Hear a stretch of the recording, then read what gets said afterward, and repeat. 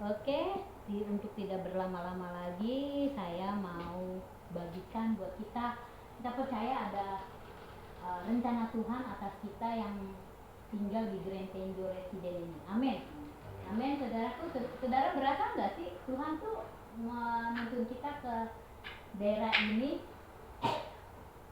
Berarti Tuhan ada sesuatu yang Tuhan mau kita kerjakan di lingkungan ini. Nah, malam ini temanya adalah derita, berkat, dan kutuk. Agak-agak serem juga, tapi jangan takut bahwa ini bukan hal-hal yang seram. Jadi setiap kita sering mendengar teologi kemakmuran. Hamba-hamba Tuhan, tidak salah sih ya. Pasti anak Tuhan memang selayaknya harus hidup diberkati, hidup di dalam berkat-berkat Tuhan. Karena kita tahu Bapak orang beriman itu, Abraham itu adalah orang-orang yang diberkati Tuhan.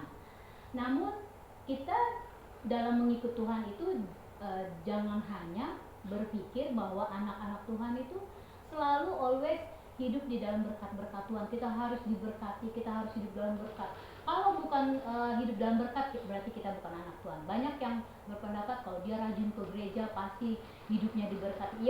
Ya, so pasti memang diberkati. Pasti berhasil, apapun yang dikerjakan berhasil, segala urusan diberkati Tuhan, hidup dalam berkat-berkat Tuhan yang berlimpah-limpah, kaya raya. Nah, itu adalah teologi kemakmuran yang sering ditanamkan oleh hamba-hamba Tuhan, dan itu tidak salah. Tetapi kita harus dalam hidup ini kita harus ada balancingnya, ada keseimbangannya, yaitu bahwa kita tahu bahwa pengikut-pengikut Kristus, murid-murid Kristus itu adalah juga orang-orang selain diberkati Tuhan, dia juga adalah orang-orang yang menderita. Nah, sekarang saya ambil dari perspektif penderitaan di dalam sebagai anak Tuhan. Mari kita buka di Kejadian 1, sorry ya. Kita saya sudah lama. Ada lama nggak apa-apa ya, bukanya ya. Masih kelihatan. Oke, kita buka di dalam. Tapi pada awalnya Tuhan itu menciptakan manusia menurut gambar dan rupa Allah, ya. Dan kita diciptakan Tuhan menurut gambar dan rupa Allah, tentunya Tuhan menghendaki kita hidup di dalam berkat Tuhan. Kita buka di dalam Kejadian 1 ayat yang ke-26.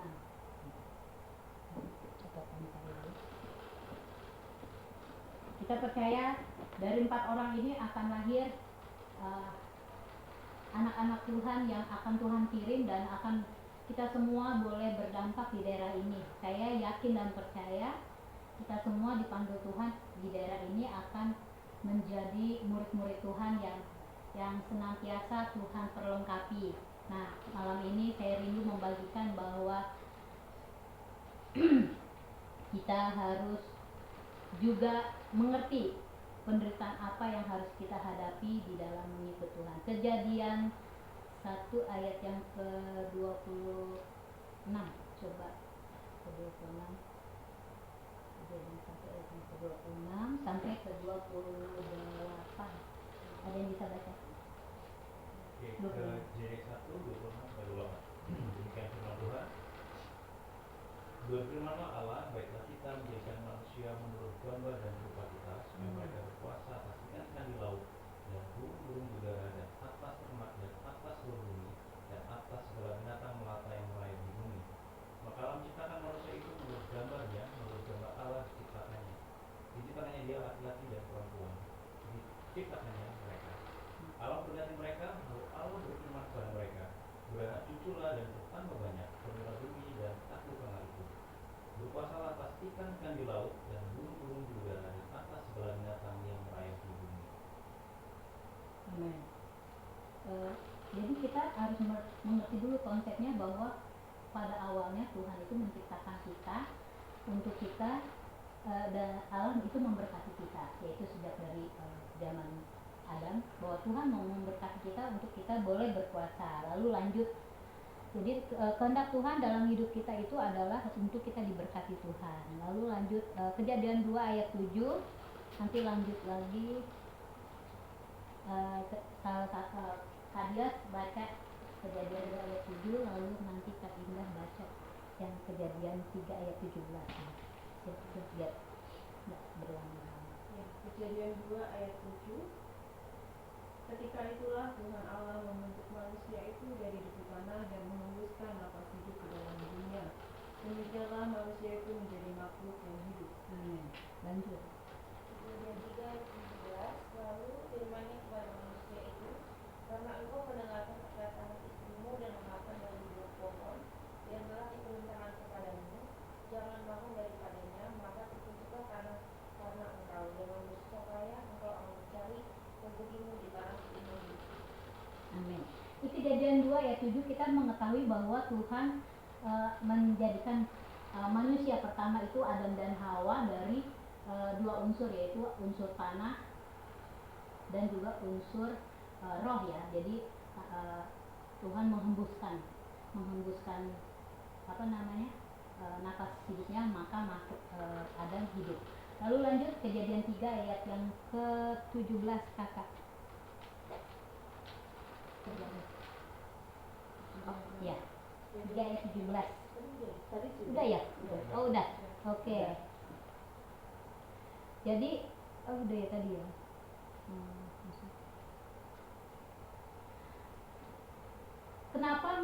Kenapa ada penderitaan? Karena ketika Adam di Taman Eden itu, dia melanggar perintah Tuhan, yaitu kita semua tahu ya, kita nggak usah baca bahwa Adam itu mendengarkan istrinya lalu memakan buah itu. Singkat cerita, Tuhan tidak mengutuk Adam tetapi mengutuk tanah. Nah, kita tahu tadi di Kejadian 2 ayat 7 itu bahwa Adam itu dibentuk dari tanah, unsur tanah. Jadi Tuhan mengutuk tanah. Jadi karena dia melanggar perintah Tuhan, maka terjadilah kutukan terhadap tanah. Nah, makanya ada kemiskinan. Kalau kita dengar kata kutuk, kita pasti semuanya takut ya. Serem, terkutuk, manusia terkutuk misalnya. Kita takut ya. Kita ngeri gitu. Nah, karena Adam tidak taat, jadi tanah itu dikutuk Tuhan, sehingga Adam bersusah payah mengusahakan mencari rezeki dari tanah yang sudah dikutuk Tuhan. Dan kita jangan lupa bahwa Adam itu juga terbuat dari tadi apa? Tanah ya, yang dihembuskan nafas Allah, nefes. Jadi bahasa Ibrani nefes. Nah, karena telah melanggar sehingga dia bisa, orang yang dikutuk itu bisa, Adam itu kan terbuat dari tanah juga, dia bisa apa? Mati, bisa sakit. Makanya manusia bisa sakit, bisa mati, bisa tua. Nih kayak saya ya, dulu muda sekarang udah tua, udah ubanan. Ini karena ya itu tadi, dari awal kita sudah mengalami kutukan tanah itu dikutuk, sehingga kita bisa mengalami penuaan, sakit dan mati karena itu tadi. Lalu tapi kita dengar bahwa Tuhan itu memberkati manusia, tapi karena dosa kita mengalami kutuk, tanah itu dikutuk. Nah, sekarang saudaraku,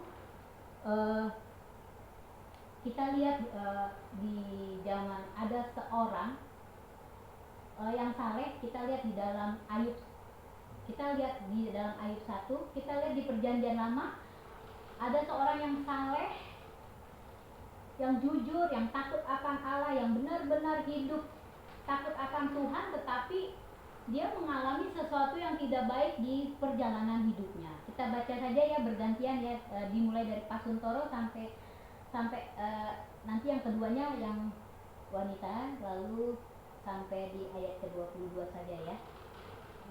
Kita mau belajar, yang pertama kita belajar dari Ayub. Kenapa Ayub harus mengalami hal yang buruk dalam hidupnya, padahal dia orang yang saleh dan takut akan Tuhan. Silakan Pak Suntoro. Ayub 1 ya, Bu? Ya. Sampai 22 ya? Satu saja, nanti kita bergantian biar kita didapat berkat Tuhan. Kesalahan Ayub dicoba. Ada seorang laki-laki di tanah Kus bernama Ayub. Orang itu saleh dan jujur. Dia takut akan Allah dan menjauhi kejahatan.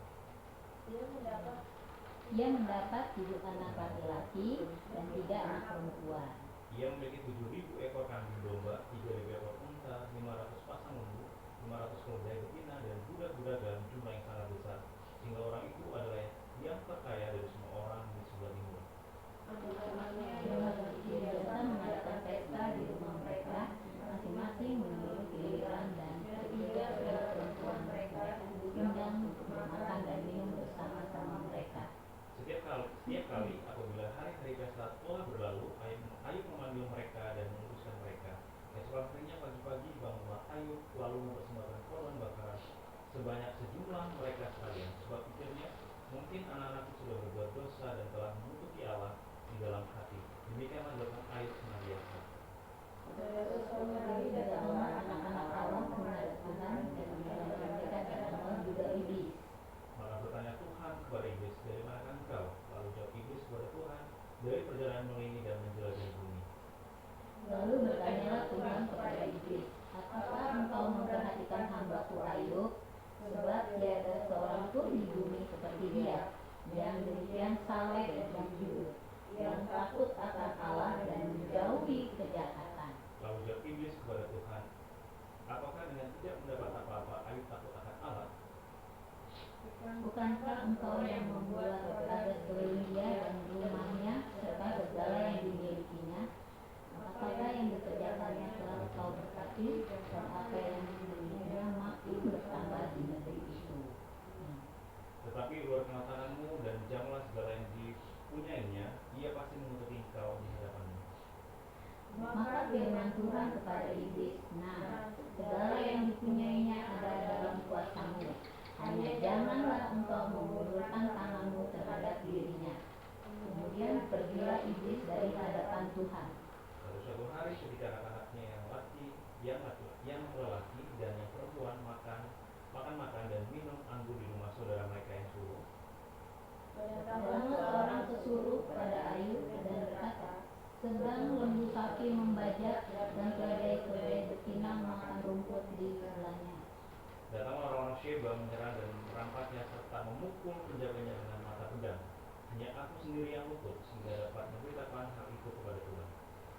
Sementara orang itu berbicara, datanglah orang lain dan berkata, api telah menyambar dari langit dan membakar serta memakan habis kambing domba dan penjaga-penjaga. Hanya aku sendiri yang luput, sehingga dapat memberitahukan hal itu kepada Tuhan. Sementara orang itu berbicara, datanglah orang lain dan berkata, orang-orang Kasdim membentuk 3 pasukan, lalu menyerbu unta-unta dan merampasnya, serta memukul penjaganya dengan mata pedang. Hanya aku sendiri yang luput, sehingga dapat memberitahukan hal itu kepada Tuhan.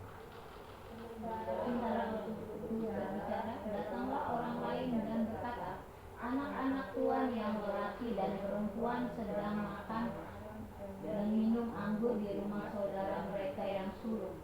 Maka tiba-tiba angin ribut bertiup dari seberang padang gurun. Rumah itu dilandanya pada 4 penjurunya dan roboh menimpa orang-orang muda itu, sehingga mereka mati. Hanya aku sendiri yang luput, sehingga dapat memberitakan hal itu kepada Tuhan.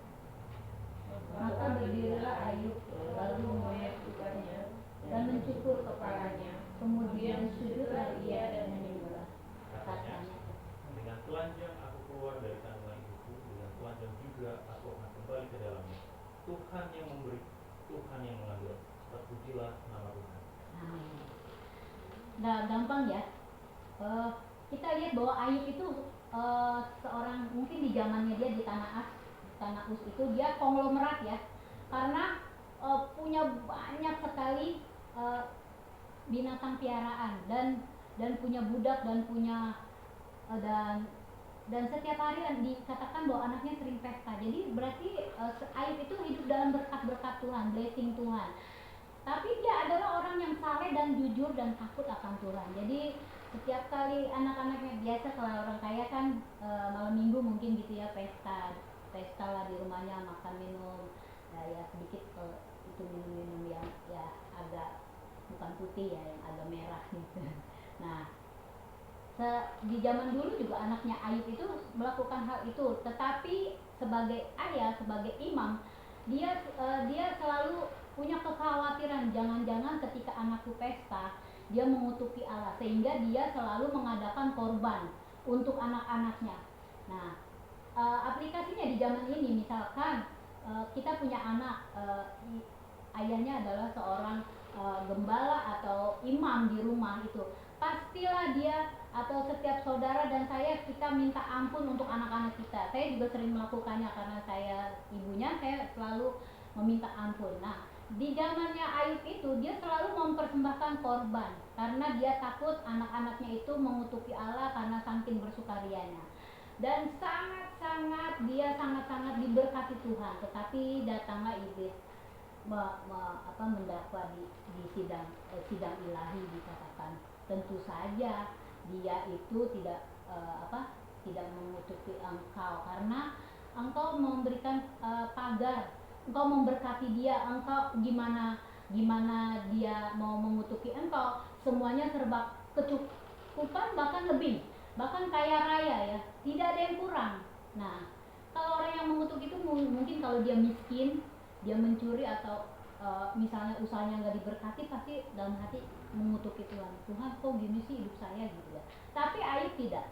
Nah, singkat cerita, kita semua sudah tahu bahwa Tuhan memberikan izin kepada iblis untuk menjamah Ayub. Yaitu yang tadi kita baca bahwa semuanya habis. Des kata. Kalau Pak Niko bilang lu des habis, benar-benar nggak ada sisanya. Nah, dari situ pun iblis mendakwa lagi ke yang terakhir. Apa dia dakwa? Terang aja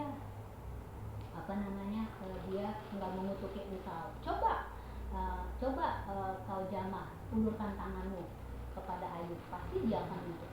Singkat cerita, kita tahu sendiri bahwa dia punya penyakit bara yang sangat bau dan lain sebagainya, sampai istrinya sendiri mengatakan suruh dia mati, sampai disumpahi mati. Nah, kita berpikir gini, anak Tuhan seperti Ayub di zamannya mendapat berkat yang begitu luar biasa, mendapatkan kekayaan yang begitu luar biasa, dan anak-anaknya tidak pernah kekurangan. Tetapi satu ketika dia mengalami hal yang buruk yang diizinkan Tuhan.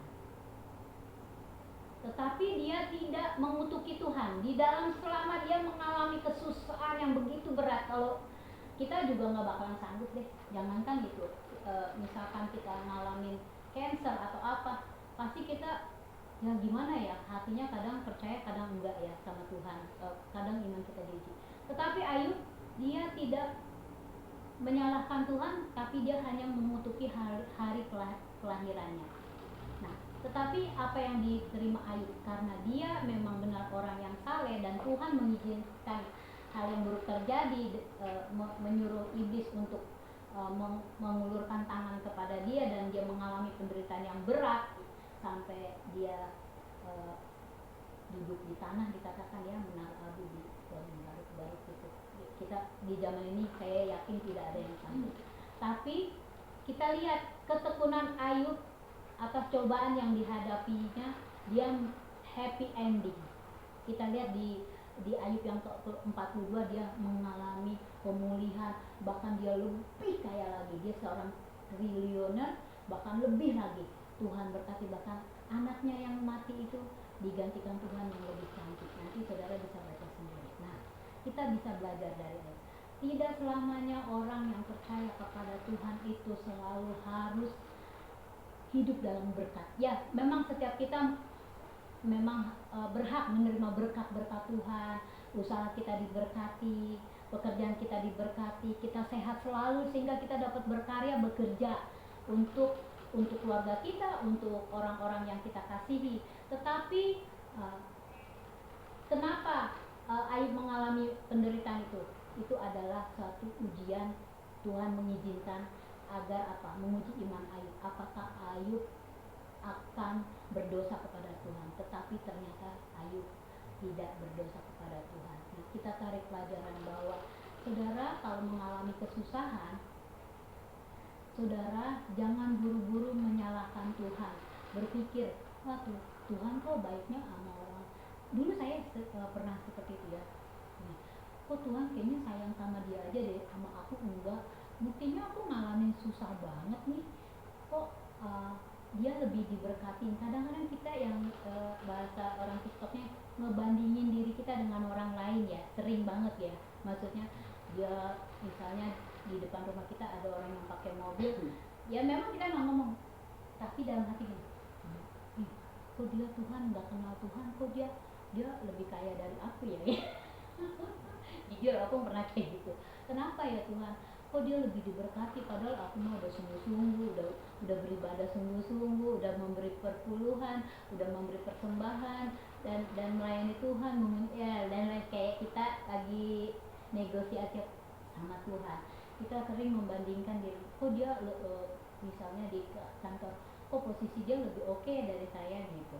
Nah, saudaraku, kita sebagai anak Tuhan, kita akan diizinkan Tuhan ya, tadi ya kita belajar dari Ayub, diizinkan Tuhan mengalami permasalahan mungkin yang berat, yang hampir-hampir akan kita menghadapi krisis iman.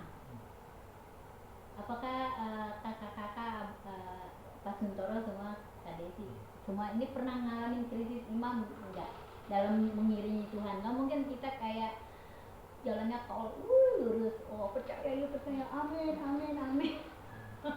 Pas kita udah doain berlama-lama nggak jadi jawab-jawab, karena hati kita ragu ya, kita mempertanyakan, Tuhan sayang gak sih sama aku, Tuhan perhatiin gak sih kesengsaraan aku, kesusahan aku. Misalnya kita berdoa misalnya untuk apa gitu, tapi Tuhan banget Tuhan dijawabnya, kok aku orang lain udah Tuhan jawab, aku kok enggak gitu. Nah, jadi Tuhan mengizinkan hal itu terjadi supaya kita seperti Ayub, di dalam kesengsaraannya malah dia lebih, jadi dia mengenal akan Allahnya. Tadinya dia dengar dari kata orang, akhirnya dia mengenal sendiri, tidak lewat kata orang, tidak lewat kesaksian orang lain, tetapi dia sendiri mengenal Tuhan. Nah, jadi saudaraku yang dikasih oleh Tuhan, tidak melulu, jadi kita harus punya kayak tanamkan di pikiran kita, tidak selalu kita hidup di dalam kesuksesan yang luar biasa, keberhasilan, kita populer, kita kita selalu berhasil, bisnis kita selalu jalan. Kalau satu saat kita diizinkan untuk mengalami kebangkrutan, apakah kita menerima itu?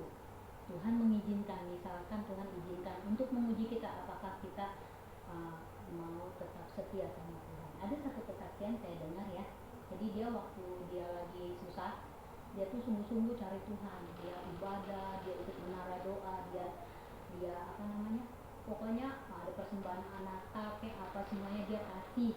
Ya, singkat cerita dia diberkati Tuhan dengan luar biasa, dia punya usaha resto Jepang.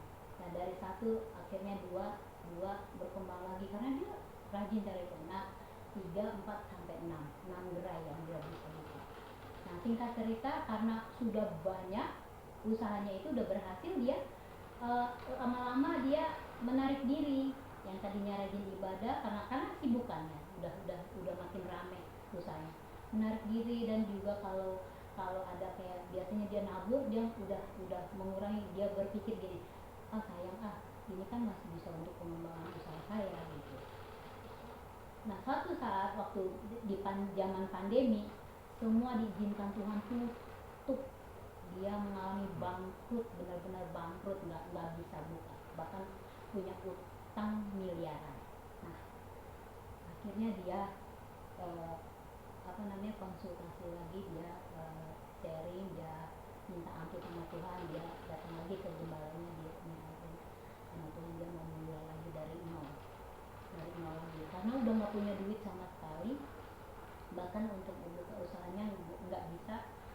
Singkat cerita, karena dia kembali mencari Tuhan sungguh-sungguh, akhirnya Tuhan berkati kembali sehingga dia bisa bayar utangnya, lalu dia bisa dibuka lagi usahanya itu. Nah, jadi setiap kita mungkin satu saat Tuhan izinkan kita mengalami banyak hal, entah itu sakit penyakit, entah itu pekerjaan kita di PHK, entah itu ada orang-orang yang julid, orang-orang yang jahat, yang menjatuhkan kita, itu bisa dipakai Tuhan untuk menguji iman kita, untuk menguji apakah kita tetap percaya dan bersandar kepada Tuhan. Nah, kita boleh belajar dari Ayub, karena Ayub tidak bersalah kepada Tuhan, akhirnya dia happy ending, dia menjadi kaya kembali. Tapi ada satu lagi kita mau belajar dari para martir Tuhan di zamannya Tuhan Yesus. Kita lihat bahwa tidak ada satupun dari para rasul Tuhan yang hidupnya tenang. Mereka dulu dianiaya oleh Kaisar Nero, jemaat yang mula-mula ya, sejak Tuhan Yesus naik ke surga, orang-orang Kristen dianiaya. Jadi kita jangan juga hanya berpikir, oh ikut Yesus itu saya harus diberkati. Nah, kalau balik lagi ke diri saya ikut Yesus memang diberkati, tapi kok ada kayak saya mengalami usaha jualan kok nggak terlalu ramai, saya lihat teman-teman kok rame gitu. Nah, itulah kita diuji, saya diuji. Apakah saya tetap percaya sama Tuhan? Apakah saya bersungut-sungut? Apakah saya mengucap syukur walaupun saya mengalami hal-hal yang tidak enak di dalam mengikut Tuhan? Nah, jadi kita lihat jemaat yang mula-mula itu mereka mengalami kesengsaraan, dan kita juga belajar dari Rasul Paulus bahwa Rasul Paulus itu sejak dia melayani Tuhan, dia tidak pernah mengalami ketenangan ya. Dia selalu mengalami dia karena perjumpaan dengan Tuhan, Tuhan izinkan ada duri dalam daging di dalam tubuhnya, sehingga dia walaupun dia satu tangannya bisa menyembuhkan orang, tetapi dia sendiri punya masalah di dalam tubuhnya. Ada tafsiran bahwa mengatakan bahwa Rasul Paulus itu ada orang-orang ada sakit di tubuhnya, sehingga dia juga tidak leluasa di dalam melayani Tuhan sebenarnya, teman. Cuma tidak di Alkitab itu tidak diberi secara gamblang ya. Jadi tapi ada prediksi juga karena dia melihat sinar waktu dia berjumpa dengan Tuhan Yesus di Damsyik, matanya yang bermasalah. Tapi itulah duri dalam daging di dalam Rasul Paulus. Kenapa Tuhan tidak mengangkat aja duri dalam daging Rasul Paulus? Toh dia dipakai Tuhan untuk menginjil, memberitakan Injil kemana-mana, karena supaya dia tidak meninggikan diri, dan dia menganggap kesengsaraan itu adalah kemuliaan yang Tuhan berikan bagi dia. Nah, setiap kita sebagai orang Kristen, kita mungkin ya di dalam pekerjaan kita ada banyak hal yang kita hadapi, tantangan mungkin dari teman-teman yang tidak seiman. Kita juga mungkin akan melihat ada orang-orang yang lebih sukses. Nggak selalu itu orang-orang yang tidak mengenal Tuhan itu nggak selalu mereka hidup sengsara, tetapi bisa juga orang-orang yang tidak mengenal Tuhan itu lebih sukses dari kita, lebih punya segalanya, tetapi kita sebagai anak Tuhan terkadang diizinkan Tuhan untuk mengalami ya kita hidup pas-pasan, hidup oleh iman.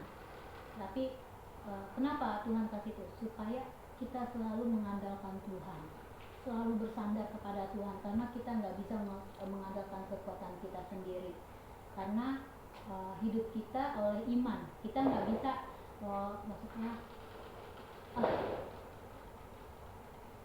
kalau orang lain itu bisa lebih sukses dari saya, padahal dia nggak percaya Tuhan Yesus, ngapain saya percaya Tuhan Yesus? Tapi kita nggak tahu bahwa akhir dari kehidupan mereka itu menuju kemana. Kita nggak tahu bahwa kita semuanya tahu bahwa mereka akan menuju kepada kebinasaan. Sedangkan kita yang mungkin kita hidup dari berkat dari hari ke hari, hidup dari iman satu kepada iman yang lain. Misalnya kita untuk mau mendapatkan sesuatu, kita harus berdoa sungguh-sungguh, bahkan berpuasa, bahkan kita beriman. Kadang-kadang jawaban itu agak lama. Tuhan izinkan itu untuk apa? Melatih iman kita. Tuhan taruh itu supaya kita tidak sombong, karena manusia itu cenderung akan sombong. Kalau dia udah punya segala sesuatu, dia bisa lupa sama Tuhan. Amin. Dia akan lupa sama Tuhan karena sudah di zona nyaman. Kenapa Tuhan mengizinkan hal-hal yang tidak enak? Kadang juga berupa sakit penyakit yang membuat kendala kita untuk bisa melakukan banyak hal, dan kita udah mungkin bertahun-tahun berdoa tapi belum juga disembuhkan Tuhan. Tuhan izinkan supaya kita tetap rendah hati. Misalnya tentang financial, kita diizinkan Tuhan untuk tidak langsung dapat yang gelegar gitu, gede gitu ya, sehingga kita bisa angka kita di tabungan besar gitu ya, limit berapa limit bisa mungkin untuk mencapai 1 miliarnya cepat, tapi kita diproses by proses. Kenapa?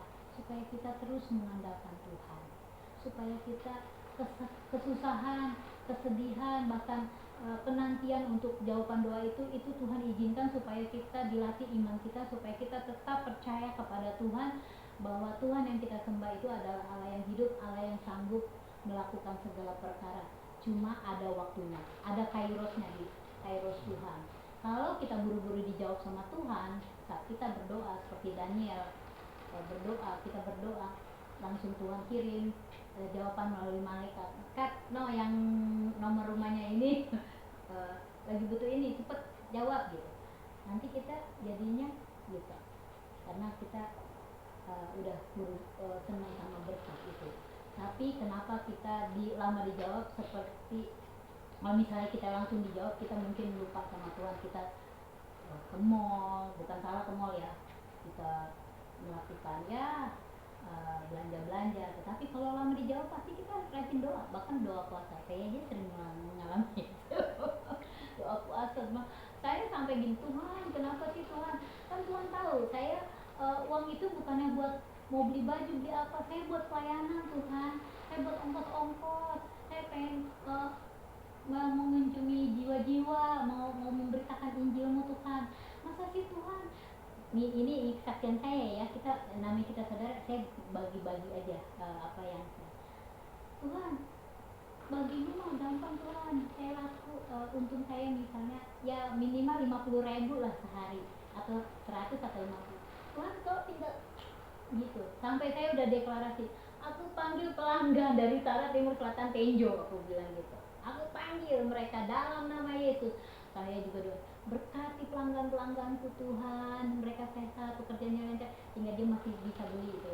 Nah tapi yang jawabannya waktu saya itu kan Natali cuma 1, Paren itu cuma 1. Nah coba kalau ini kita udah doa, udah puasa, udah perkatakan firman, udah deklarasi, udah beriman, tapi Tuhan izinin nggak langsung banyak yang beli, ternyata cuma 1. Pas di pesan ini, aku ada pisang goreng nggak? Tuhan terima kasih, bersyukurnya udah kayak anak kecil ya. Ini saya buka ya. Terima kasih Tuhan berkatikan aku Tuhan, terima kasih. Nah seperti itu, kenapa Tuhan izinkan? Bukan Tuhan gak sayang sama saya, tapi Tuhan lagi uji hati saya. Nah, padahal Tuhan tahu apa ya tujuan saya ini untuk dapat berkatnya Dia gitu. Ya, saudara masing-masing inilah punya visi dan misi sendiri, apa yang mau dituju, apa yang sedang mau dicapai untuk kemuliaan nama Tuhan.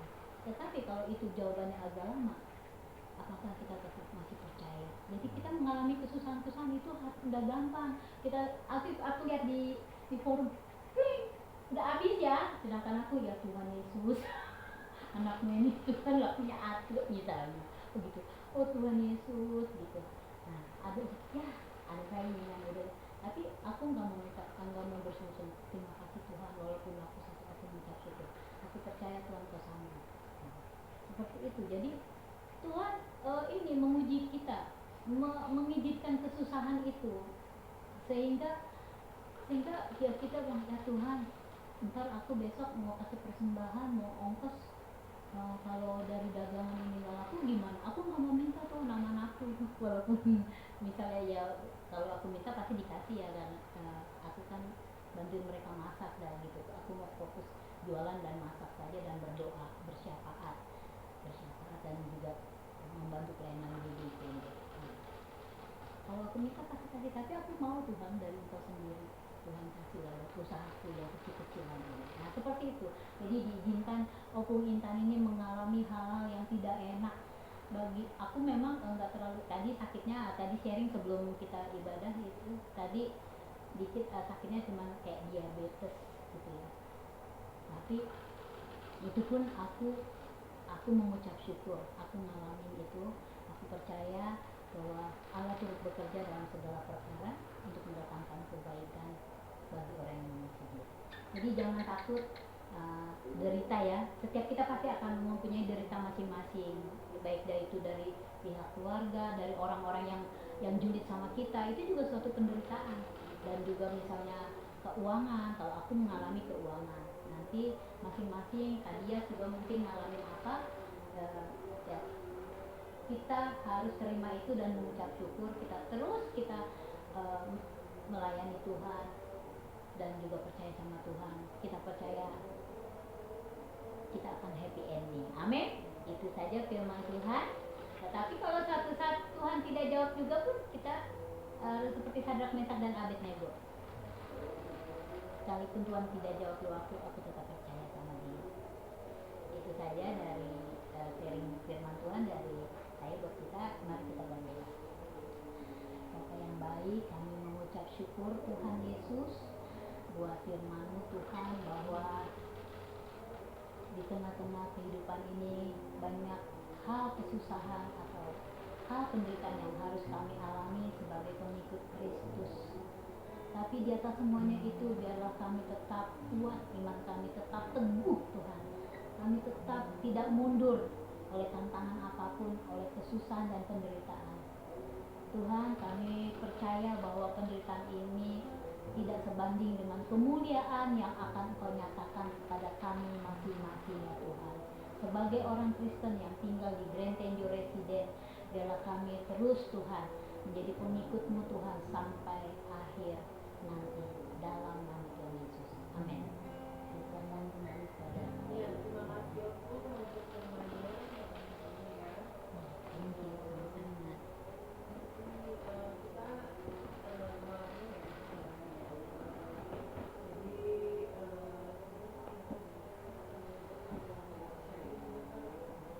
Kalau ada yang sharing, monggo.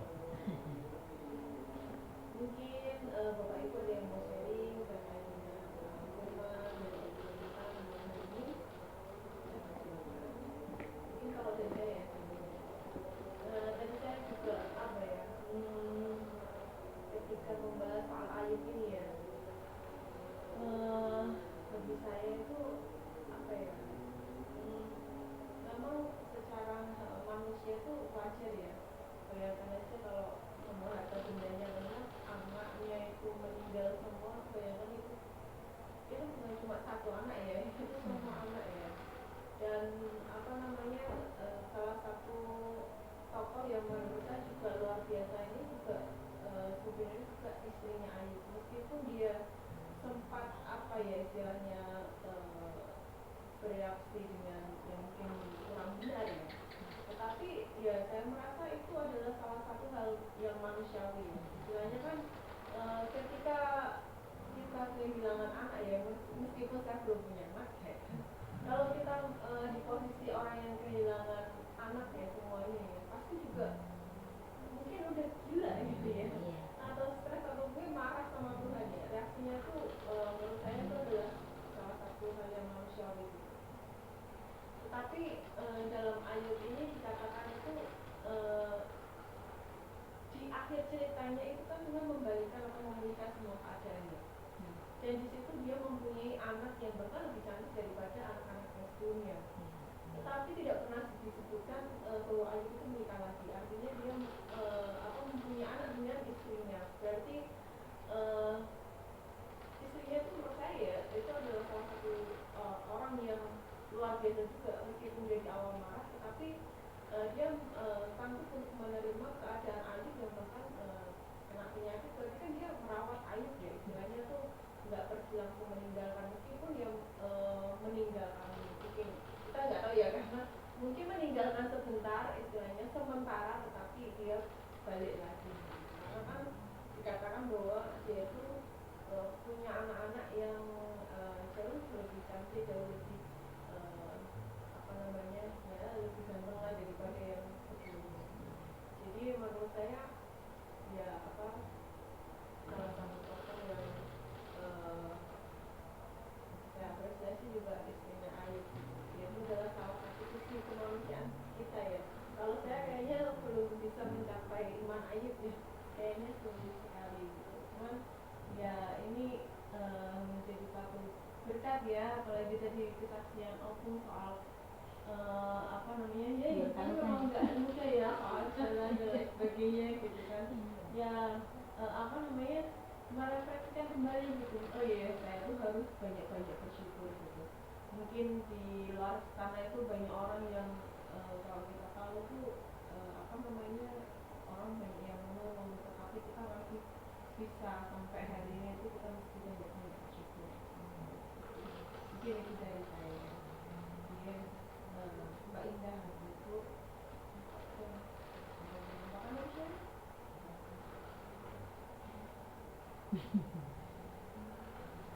Iya, mengenai bersyukur ya. Bersyukur di tengah kesulitan itu nggak mudah. Iya. Kadang memang bisa lari, iman juga aduh ini Tuhan kayak nggak jawab, kayak jauh.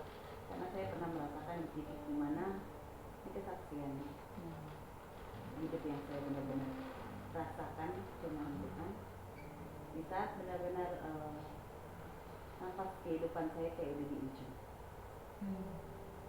Waktu bulan Maret tahun lalu saya planning, memang saya pernah nikah ya dengan suami saya sebelumnya.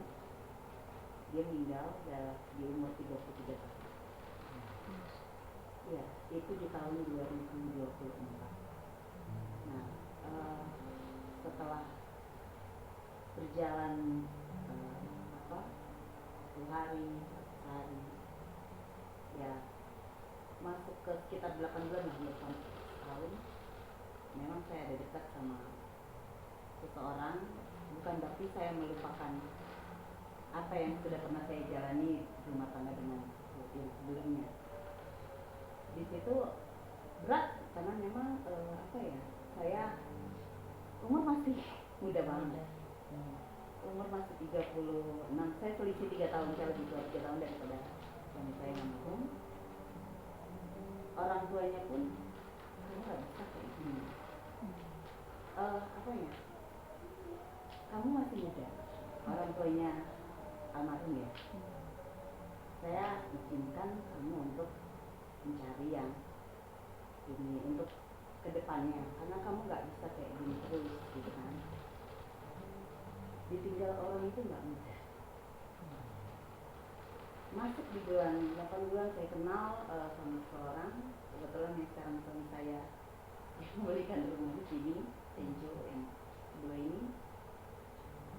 Masuk bulan Maret ketika lagi plan untuk kan tunangan sudah, langsung tunangan memang kita setelah lewat dari 100 harinya almarhum tunangan, dia juga kebetulan juga statusnya anak 3, dia kerja polisi, nggak ada yang lihat anak-anaknya, anaknya masih SD saat itu, sekarang masih SMP.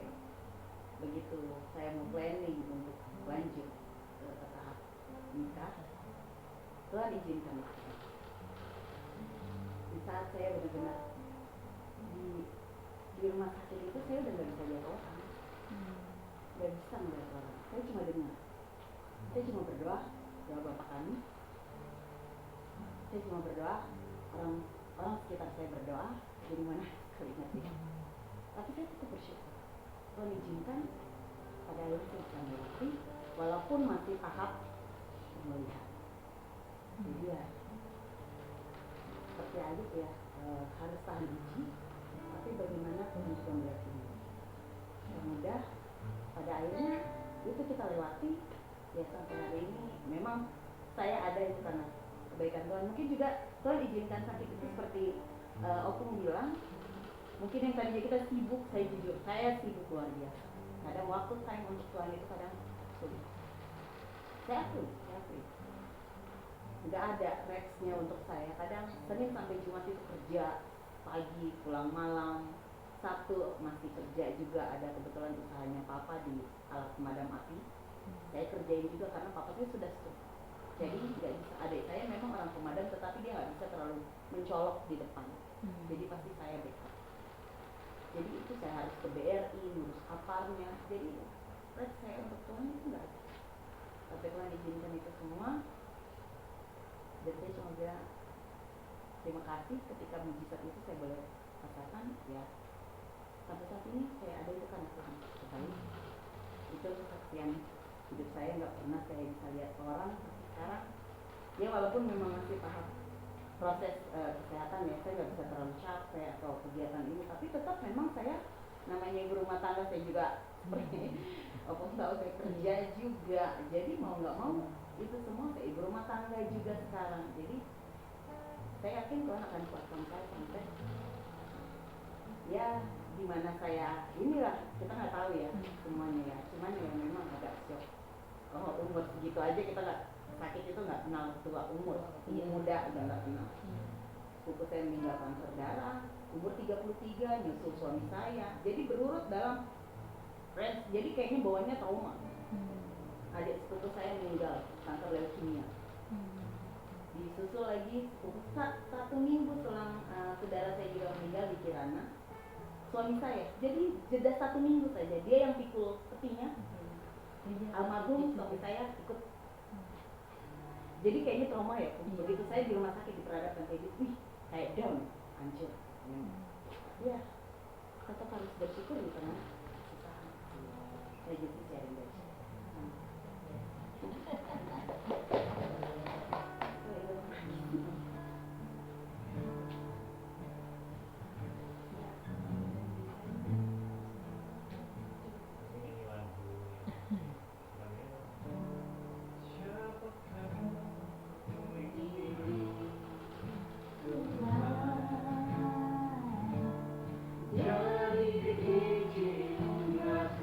yang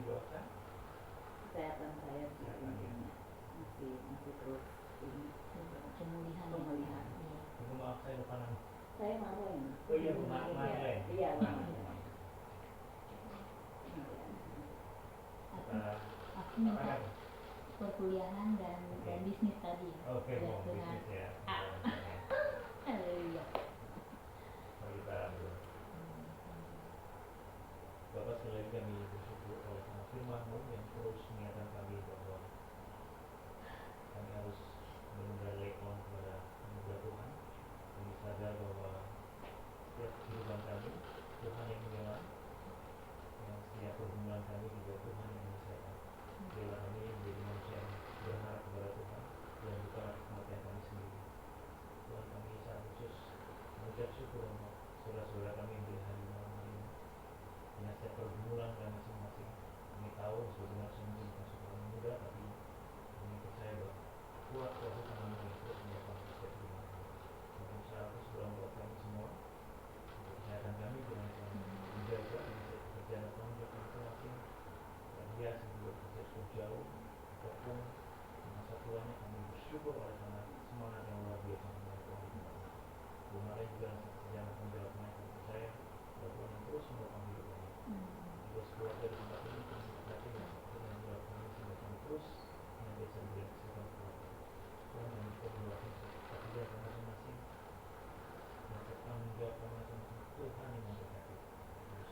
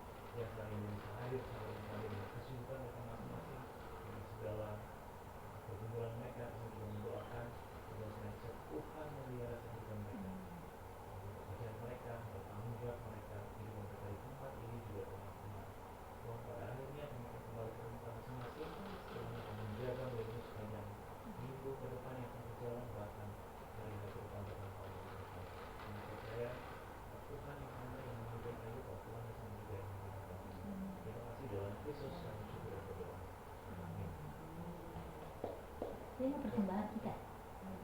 Minggu depan, Oh, minggu depan aja. Ini lagi pada skip. Iya, iya.